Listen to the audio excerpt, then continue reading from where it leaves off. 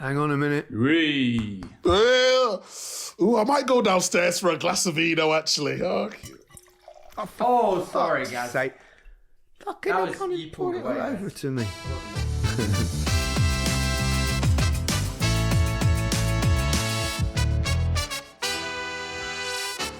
Hello and welcome to The Rest is Football with Micah Richards, Alan Shearer and me, Gary Lineker. Thank you again for your questions that you've sent in. As always, there's some good ones, some really challenging ones and some fun ones. I think we'll enjoy them. Let's start straight away with Harry, Harri. If you could each get any footballer, past or present, on the pod, who would you choose? Love the podcast. Ooh. Brazilian Ronaldo for me. Ooh. He would be great, actually. His English is pretty good as well. He would have stories about the World Cup and what happened to him before the game, and it's unbelievable. So yeah, Brazilian Ronaldo. I'm going to throw in Jude Bellingham. Mike has promised us he was going to get Jude yes, time's ticking. Did you notice at the weekend? I think it was Friday night. Last Friday night. Obviously, this is Wednesday. He missed a penalty, a rare failure for Real Madrid. And then, what does he do? Scores the winner in the 95th minute. What a man, what a player, what a talent. I'd love to get him as a guest on the pod. So come on, Micah, make it happen for us. You know what? Go on, who? Who would I like on the pod? It's a difficult one because who's entertaining? We've already had Gas. Maybe you could get Zabaleta on and ask him why he nicked his spot. Great shout. Pablo, lovely guy. Tosser. Lovely guy, proper fullback. You know, I'm going to go with Ronaldinho. I heard he's a bit of a party animal. What a player. What a wonderfully gifted. Oh, absolutely top. Brilliant. Right, next question. Sam Hillier. After that brilliant live episode sponsored by Guinness, would you ever do a live tour, perhaps around the UK?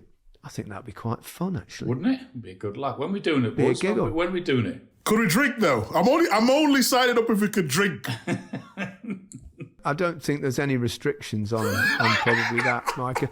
Given the fact the way we did the Euros. Ooh, cooking up the stove. But the stove, no, there's no pots to go in the stove. The stove doesn't. You're out your comfort zone. It's good to be tested. Okay, now, Gas. We can't play away from home. Look at him. Perhaps we could do something next summer because there's obviously it's not a major tournament beyond the Club World Championship, but we'll see how that transpires. Drink responsibly, please, guys. Always, yes, always drink responsibly. Always drink responsibly, especially when pissed. Matt, what's the best goal you've seen the team you support scored? I.e., best Newcastle goal Alan has seen, best Leicester goal Gary has seen, best goal by God knows for Micah, he said.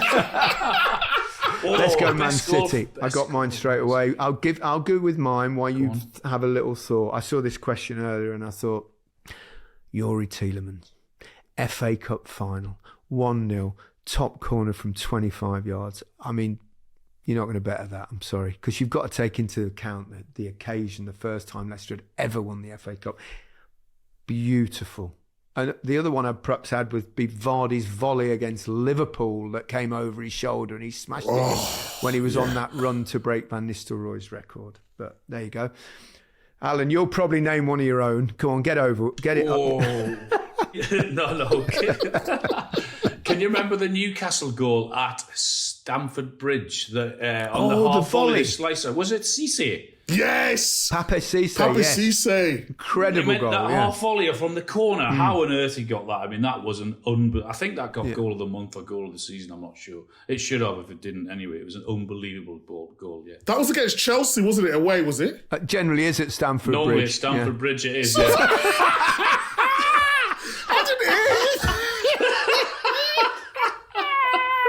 Mike, have you got one in your head? You twat. You got one? I have to go with Alano against Newcastle. Yeah, I thought you might. I was right behind it. The free kick. Wow. Sensational. Pace, drive, swerve, bend all into one. Top corner against those idiots. Cannot believe you didn't go, Aguero! That has to be it. No! I know you weren't on the pitch, you're on the bench moping, but even then it was incredible moment. Right, Paul Jennings asks, hi lads, with the Club World Cup fixtures now released for next June, what are your thoughts and will you watch it? I love football but find it hard to be interested. For me it's a money racket for FIFA. Just wondering what ye think. I guess we'll watch some of it. I won't be logged into all of it, no. But I guess I'll watch some of it, yeah. I'm not overly excited about it. I'll monitor it. This could end up being a big thing, but the big but is the amount of football that players do. I know they're well recompensed, I know, but that's not the point. The point is you want players to be fit and fresh because people pay good money to watch football and they don't want to watch tired footballers. So I do worry about, where's the cut-off point? I think Rodri talked, didn't he, publicly about it, Alisson as well, I believe. And it's difficult for players to voice their concerns because people always will throw the money at them and they get that. But it's not about the players. It's more about, I think, the entertainment factor. And if you've got tired footballers, you're not going to get great football. And by the way, have you seen this price of the tickets? I think I saw it on BBC News last week. Price of tickets. I think the cheapest one, if I'm correct in saying, was around about 700 quid. What? Seriously? No. Really? Oh my goodness. It's all down the east coast of America, isn't it? I was like, oh my word, it's incredible. I mean, it will give us something to talk about in the summer. So we will watch it though, won't we? We don't say we like not watch it because a lot of big clubs are in it. Yeah, of course, absolutely. Yeah. Okay, Stuart McFarlane, what differences are there working for the different TV networks channels? Does working for the BBC bring more pressure as there's more time to fill due to no adverts?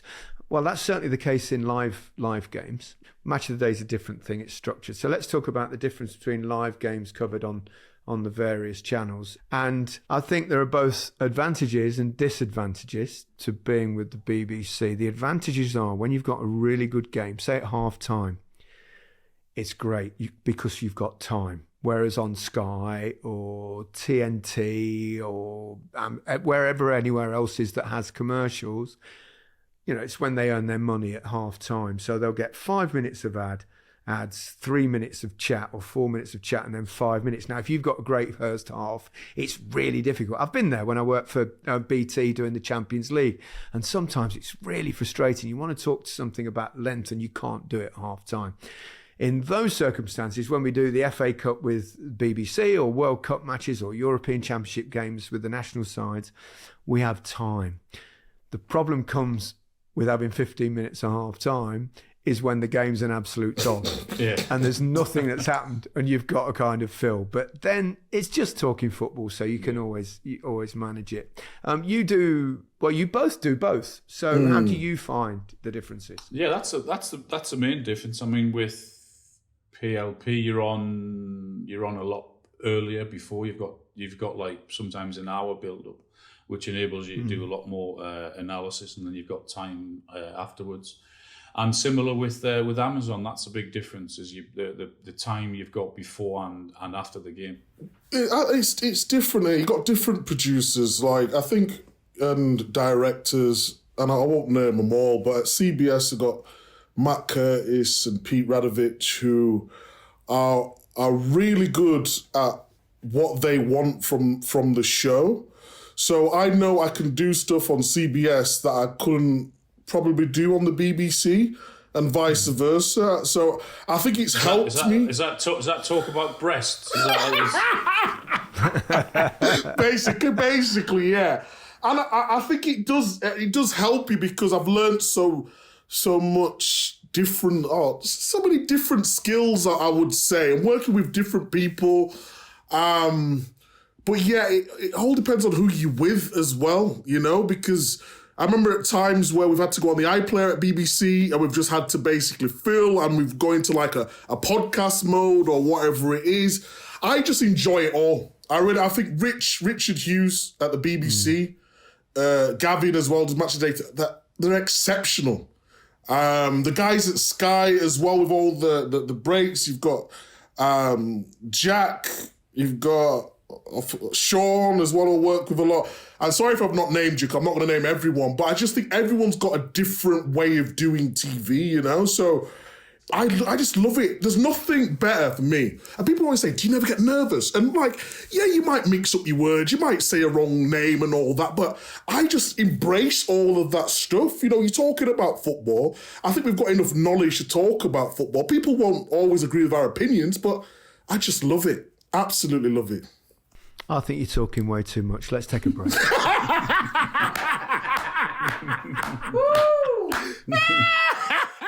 I knew you had something. I knew you had something up your sleeve. You know that. No, that came to me just at the very Did last it second. at the end?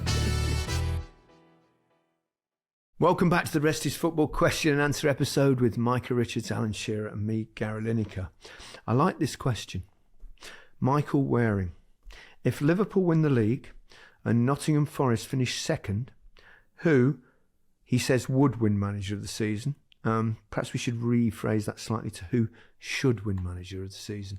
I think Arne Slot would win manager of the season because that's how it goes. But some people had Forest for relegation, so from going from there to finishing second would be an unbelievable achievement. So I've no idea what you're talking about here, but carry on. Slot would win it, and yeah, I would probably vote for him as well. And yeah, because not many people other than Liverpool fans, I guess, would have tipped Liverpool to win the title this year. It's a good point.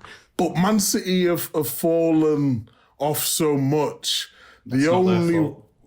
But the only team Liverpool have had to go up against with an unbelievable squad, as we've seen, and Slot's made some really good tactical tweets. But Nuno Espirito Santo to finish second. And they won at Anfield. We all had them fighting for survival. Some daft idiot had them going down.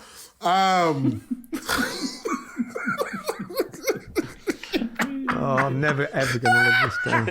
Well, let's see if it happens. Very hypothetical at the moment. Yeah. Tom Hickling.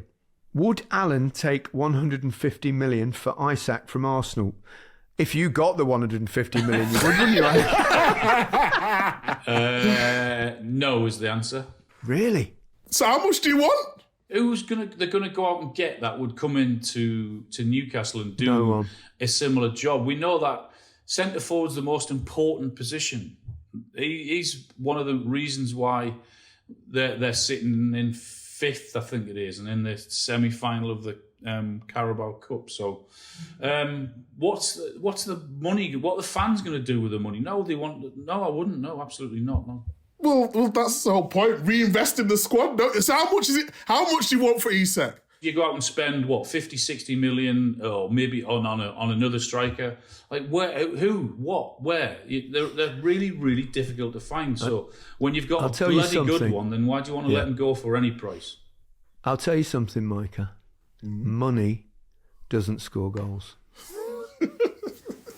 Well, Liverpool sold Coutinho for 150 mil and they go and win the league. Well, it's a different thing in terms of what the club would do as to what supporters would do as well, because supporters want their... I mean, it's happened with Leicester, didn't it? So when they had all that success, Kante left, Mahrez left, and all. It's painful. And yes, you get loads of money for them, but then you've got to spend that wisely. And you know damn well you're never going to be replace those players, and you know that your time in the spotlight comes to an end. So I go to the point. Yeah, yes, I would sell him, not a maybe chance. for the club's debts. No. I'd 250. If they've got to sell for PSR reasons, there'll be other players that I would sell before I would sell Isak for 150 million. Put it that way. Name names, Alan. No, I'm not prepared to do that. Not yet, anyway. Great players leave football clubs. Gareth Bale, obviously massive fee to Real Madrid. It happens. But it's horrible as a fan, because you try and justify to yourself, don't you, as a supporter? You say, well, we probably overpaid for him. We've got 70, 80 million, but your team's worse. That's the thing. Your team is worse. So there you have it. Peter Piper. He can't be his Peter real name, Piper. can he? Yeah, he picked a pepper. What's it? Peter Piper picked a pepper, something like that. Do you have any phobias? Ooh. And what are they? I'm terrible with heights. Me too. I hate heights. I'm wimpish with it. I've shamed myself at times. Don't be ashamed of that, Pathetic. Gary. It's fine. It's no problem. No, it's pathetic. You'd be all right, by the way, if you fell. You Yeah, would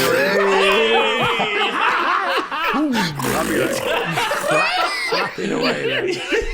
I never thought of that. That's a good point. You got a phobia, Micah? Spiders, mice. Spiders? Mice. But all little things. Why are you scared of little tiny things? I don't know. Because I'm used to big things. Oh,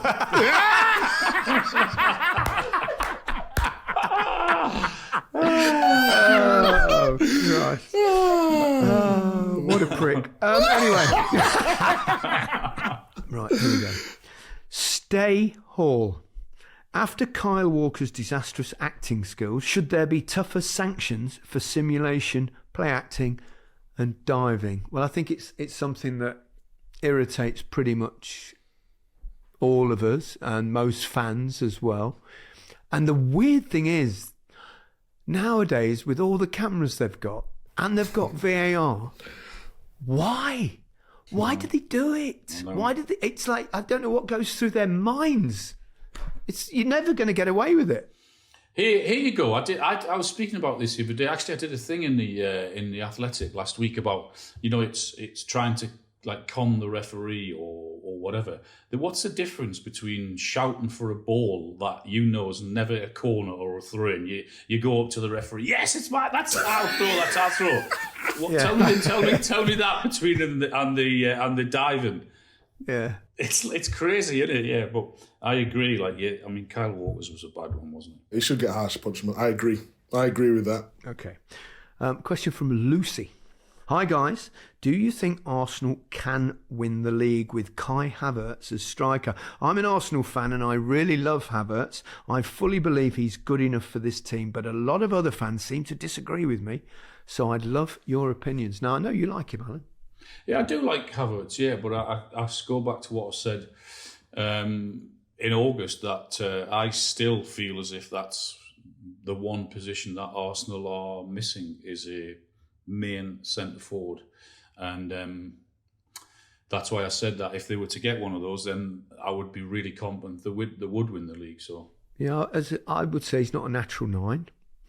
He's probably more of a 10, but his movement is quite good in the box, and I think he's made the most of improving when he's played in that role. But he's not Haaland. He's not that. He's never. I don't think he's ever going to be prolific. I can't see him scoring 20 odd league goals a season, year in, year out, like those kind of players. But yeah, I think if they could have him and a real number 9, really well, yeah. And then they could interchange and complement them, I think it could be a good thing. Agreed. Micah, as an Arsenal fan? Yeah, I think they could win the league with Havertz, but everyone else would have to be on song too. So at this moment in time, Arsenal are too reliant on set pieces. I think that's fair to say. I think goals from open play, I think they're the 8th. And it's not just one team. If Martinelli scored 10 and Saka scored 10 to 15 and Havertz scored, it was a joint, but unfortunately, I don't think you can only win a league with Havertz if everyone else is chipping in, and not everyone else chips in enough goals. So I'd probably say no. Yeah, especially with Saka injured. Correct. Final question from Bryce Letts. Gary, we know what your most embarrassing moment was in your career. Yeah, okay. No shit, Sherlock. Micah and Alan, what were yours? I've already said mine. Fucking Pellegrini took me off at half time. Oh, yeah. So it was so embarrassing. I was losing the game. And yeah, that man, Zabaleta, goes on, takes my place. He ended up winning the game.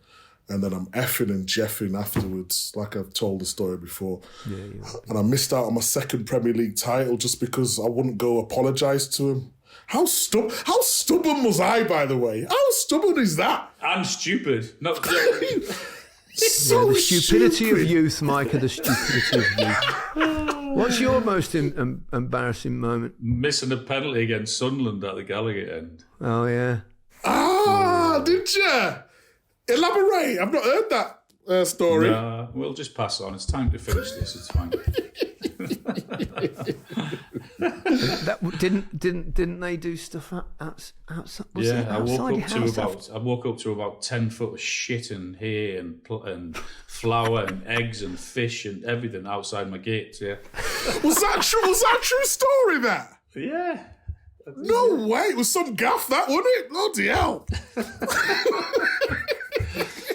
But let's move on. I never think about that anyway. It's gone. All right, what a wonderful way to finish. What a wonderful way to finish.